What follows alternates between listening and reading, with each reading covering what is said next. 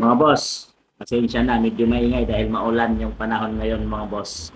Netizens balang araw muling ibabalik ng Duterte ang dangal ng Pilipinas na sinira ni Marcos. So mga boss, nalalapit na ang reckoning, ang pagtutuos, ang paghuhukom, ang pag-iiganti mga boss. Tama itong sinabi niya, sinira na ng Marcos ang ating bansang Pilipinas.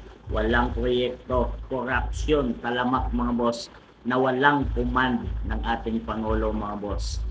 Wala, kaya nagkakagulo ang mga congressman, ang kanyang mga kabinete, dahil sa walang command responsibility na ginawa si PBBM mga boss.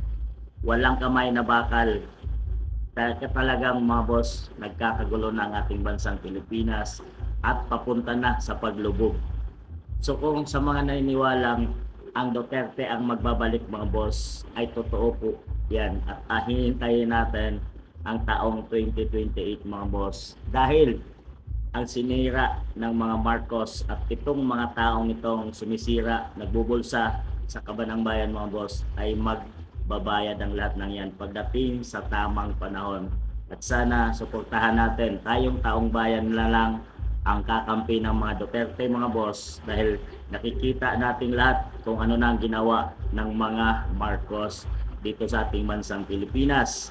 Talagang patuloy na lumulubog na tayo mga boss, at huwag tayong bibitaw dahil tayong taong bayan na lang ang kakampi ni BP Inday. Pagdating sa taong 2028 mga boss, ibabalik niya ang karangalang sinira ng mga Marcoses. Ang ating bansang Pilipinas ay muling aangat mga boss. Naniniwala din ba kayo na si BP at ang mga Marcos at SES ay ilulubog at pagbabayari ni BP Inday pagdating sa tamang panahon?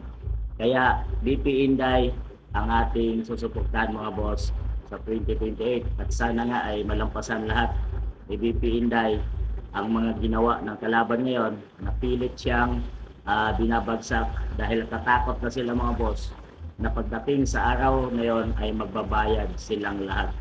Talaga mga boss, Diyos na lang ang bahala at taong bayan na lang ang kakampi ng mga Duterte para sa pag-angat muli ng ating bansang Pilipinas. So naniniwala ka rin ba mga boss?